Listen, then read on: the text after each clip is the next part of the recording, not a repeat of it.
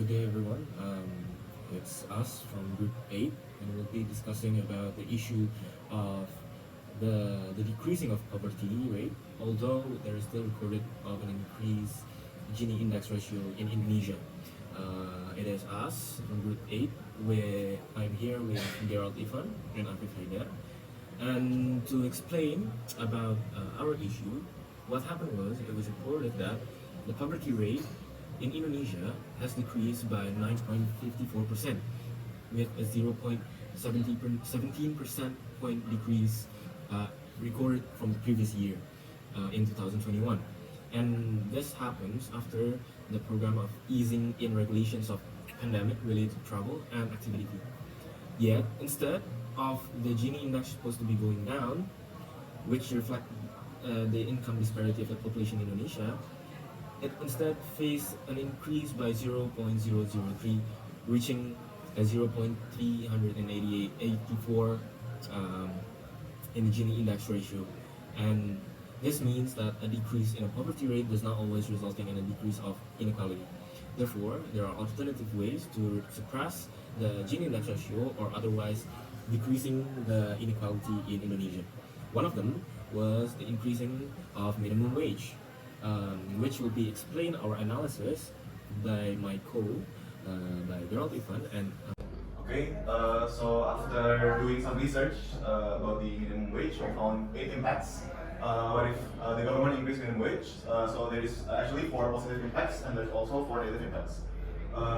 So the first one, the positive, is to increase the ability to buy products, and then a person daily necessity is fulfilled, and then this is increase wages, and then also decrease inequality in Indonesia, and the Gini ratio is decreases.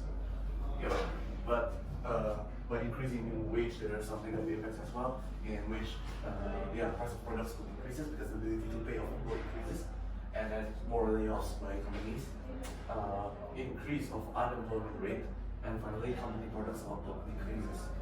Yeah, so using the force field analysis, we want to determine whether the positive impact outweigh the negative impact or vice versa in terms of increasing minimum wage. So yeah. Maybe we can use 4 numbers in this case.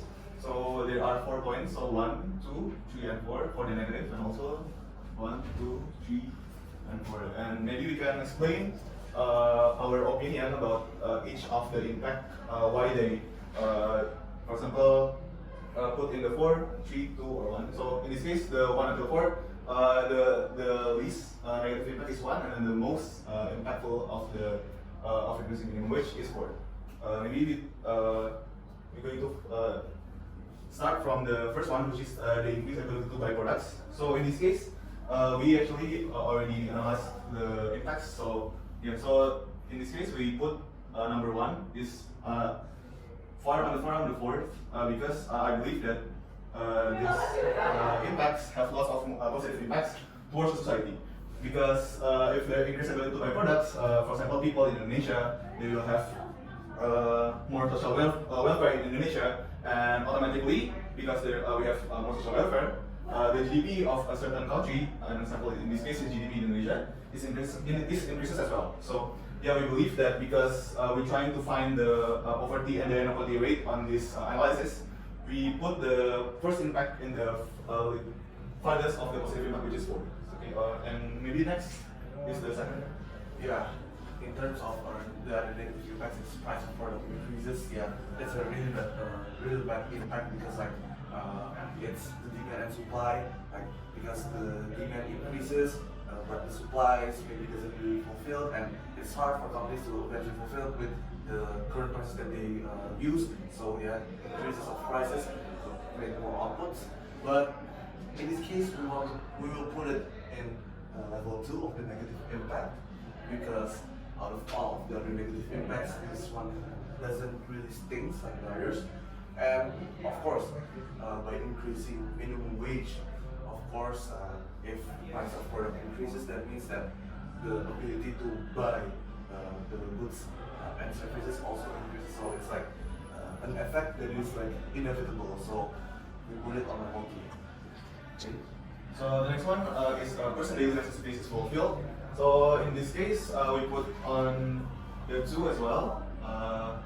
Yeah, because in this case, the necessities is not really impactful for the positive impact because there are lots of relation between the layoff, and then therefore we think that because of if the deal is fulfilled, there's a lot of negative impact that leads to, for example, more layoff and then also increase unemployment rate.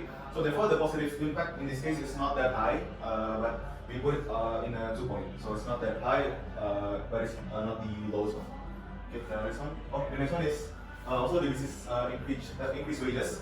So in this case, because of the minimum wage is increased, the automatically business need to also update the increased wages. However, we also put this in number 1. So it has impacts, positive impacts, but it's only little because we can see that company and business will adjust how they use the expense. Because if the expense are high because of the increased wages, therefore the company maybe can generate more layoff towards the employment, and then it will affect lots of the negative impact. So we put the number 4, which is increased wages, in the point number 1.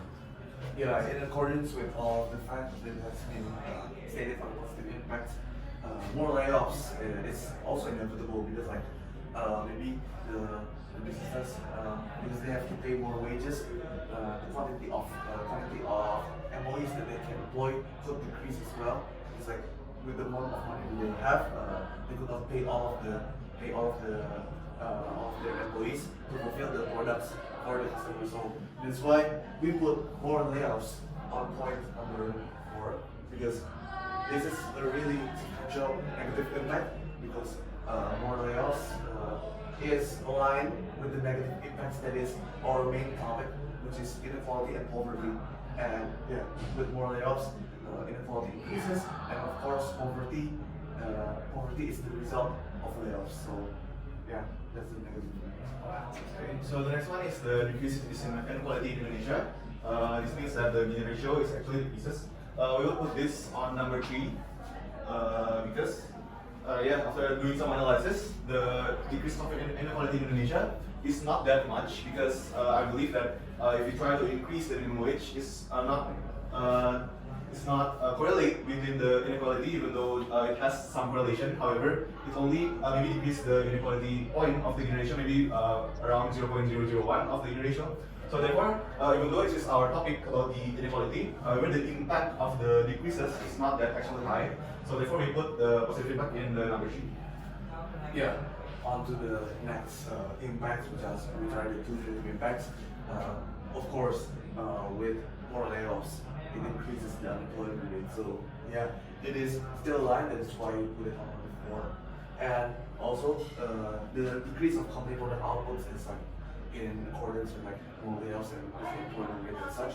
But in this case, because there's an increase of the ability to buy products, so yeah, basically for companies to fulfill their break-even point in terms of their costs and such, because of the increase of the ability to buy products, they are obligated to also increase the price of the product. So yeah, even though the product outputs decreases, but with the increase in prices, they could still reach maybe the profit or break-even point that is stated beforehand. So that's why we put number 8 on point number 2. And yeah, after all of this, we need to calculate. Yeah, maybe we can calculate based on numbers. So in this case, we have 2 plus 4 is 6, plus 4 is 10, and then plus 2 is 12. So the negative impact of 12 points.